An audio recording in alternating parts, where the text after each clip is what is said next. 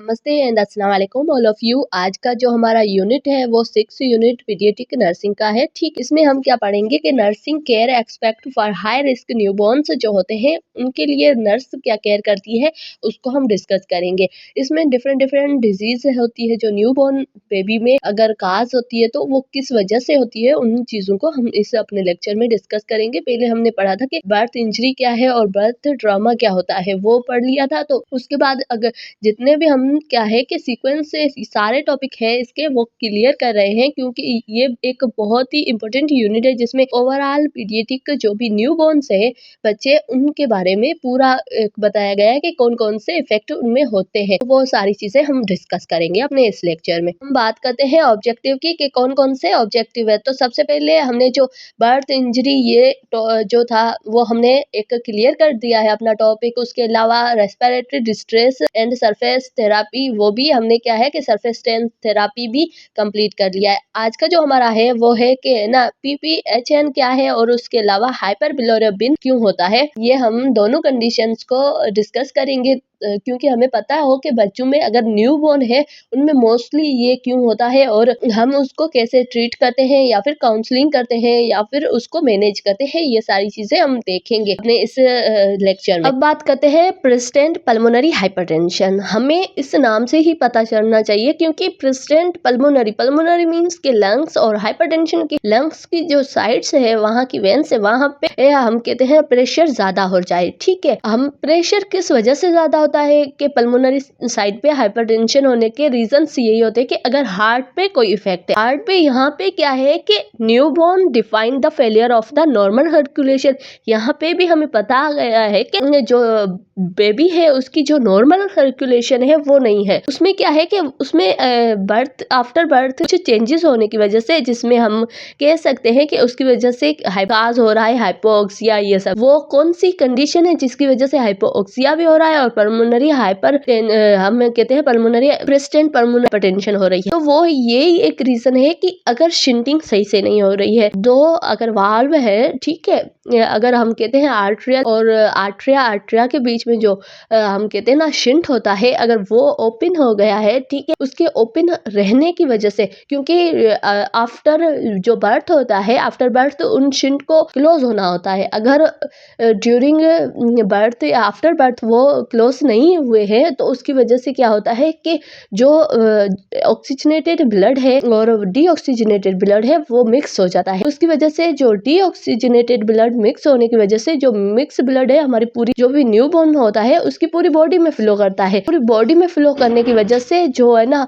उसको ऑक्सीजन की कमी हो जाती है। ब्लड में क्या होता है कि जो डीऑक्सीजनेटेड है यहाँ पे कौन सा शिंट बन रहा है कि राइट टू लेफ्ट शिंट बन रहा होता है। और हमें भी पता है कि राइट साइड पे क्या होता है, डीऑक्सीजनेटेड ब्लड होता है। अगर वो लेफ्ट साइड के जा रहा है, ठीक है, वहाँ ऑक्सीजनेटेड ब्लड से मिक्स हो रहा है, तो वो क्या करवाएगा, जो पल्मोनरी वहाँ पे जो भी वेन्स है वहाँ पे हाइपरटेंशन करवाएगा, क्योंकि ज्यादा हो जाएगा जो लेफ्ट साइड पे ब्लड भी ज्यादा हो जाएगा। और उसके अलावा हम कहेंगे कि है ना, उसके अलावा हमारी पूरी बॉडी में जो ब्लड जाएगा वो मिक्स ब्लड जाएगा। उसकी वजह से क्या होगा कि हाइपोक्सिक कंडीशन होगी कि बॉडी में जो ब्लड होगा उसमें ऑक्सीजन कम होगा। उसकी वजह से और भी कंडीशंस या फिर सीवियरिटी काज हो जाती है। उस हिसाब से क्या होता है कि जो प्रेसिडेंट पल्मोनरी रेजिस्टेंस हाइपरटेंशन बन जाती है वहाँ पे, क्योंकि पल्मोनरी साइड पे ओवरलोड हो जाता है। जो भी ब्लड है उसका फ्लो सही से ना होने की वजह से वहाँ पे रेजिस्टेंस बन जाती है, वहाँ पे हाइपरटेंशन हो जाती है। और उसके अलावा साइन और सिम्टम की बात करते हैं तो उसमें क्या आता है कि ट्रैकीकार्डिया होता है। उसके अलावा रेस्पिरेटरी डिस और भी बहुत ज्यादा हम कहते हैं कि यहाँ पे क्या हो रहा है, ट्राइकस्पेड जो वॉल्व होता है उसमें रीगर्जिटेशन आ जाती है। ठीक है, वो वॉल्व क्या करता है, ब्लड को रीगर्जिटेट करता है, आउट मतलब बैक फ्लो कर देता है।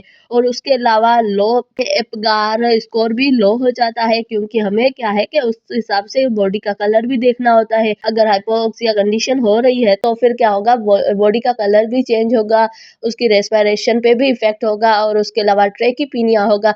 ये सारी कंडीशन हम देखते हैं। और उसमें क्या होता है कि साइनोसिस, पुअर कार्डियक फंक्शंस, परफ्यूजन्स, ये सारे सिम्टम्स बच्चे में दिखाई देते हैं अगर प्रेसिडेंट पल्मोनरी पल्मोनरी हाइपरटेंशन है तो। और उसके अलावा सिस्टमेटिक हाइपोटेंशन हो जाती है, ठीक है, जिसमें क्या है कि हाइपोटेंशन होने की वजह से ओवरऑल हमें पता है कि हाइपोटेंशन जिसमें अगर उसकी हो गई है किसी भी बच्चे की तो फिर वो ज्यादा इफेक्ट करता है कि लो बीपी होना। और उसके अलावा अगर हम बात करते हैं symptom of stroke, low BP होने की वजह से सिम्टम ऑफ स्ट्रोक भी बनते हैं। कहीं पे अगर फ्लो नहीं हो गया है, ब्लड का फ्लो नहीं हो रहा है तो उसकी वजह से स्ट्रोक भी होता है। ये सारी क्या है कि इसके साइन और सिम्टम्स होते हैं जो न्यूबॉर्न में अगर हम कहते हैं ना पल्मोनरी तो प्रेसिस्टेंट पल्मोनरी हाइपरटेंशन हो गई है उसकी वजह से ये सारे साइन और सिम्टम्स हम बच्चे में देखते हैं। बात करते हैं नर्सिंग मैनेजमेंट। नर्सिंग मैनेजमेंट में हम क्या करते हैं, पल्मोनरी अगर जो प्रेसिस्टेंट पल्मोनरी हाइपरटेंशन हो गया है तो हम क्या करेंगे, कंटिन्यूस मॉनिटर करेंगे उसकी ऑक्सीजन लेवल। यहाँ पे क्या होता है कि इफेक्ट ऑक्सीजन लेवल पे ही होता है, तो हम ऑक्सीजनेशन देखेंगे कि कितना ऑक्सीजन उसकी बॉडी को रिक्वायर है, ठीक है, उसकी जो भी रिक्वायरमेंट है वो पूरी हो रही है या नहीं हो रही है। उसके अलावा ब्लड प्रेशर हम चेक करते हैं ताकि हमें पता चले कि हाइपोटेंशन में तो नहीं जा रहा है पेशेंट। उसके अलावा परफ्यूजन भी देखते हैं ताकि हमें पता चले कि सेल जो है उसकी परफ्यूजन कितनी हो रही है। उसके अलावा मेंटेन करेंगे नॉर्मल बॉडी टेम्परेचर, क्योंकि हाइपोटेंशन में क्या होता है कि बॉडी टेम्परेचर भी लो हो जाता है तो हम उसको भी हम मेंटेन करके रखेंगे। उसके अलावा हम करेक्शंस ऑफ इलेक्ट्रोलाइट को करेक्ट करेंगे, ठीक है, हम देखेंगे। और उसके अलावा ग्लूकोज एबनॉर्मलिटीज को भी हम चेक करते हैं और मेटाबॉलिक एसिडोसिस है तो उसको भी हम क्या करेंगे, रिजोल्व करेंगे। ये सारी चीजें क्या होती है कि मेंटेन करना होता है हमें ओवरऑल के, हमें पता है कि बच्चे की ये कंडीशन है इसकी वजह से और ज्यादा इफेक्ट होता है तो उन सारी चीजों को हमें क्या होता है कि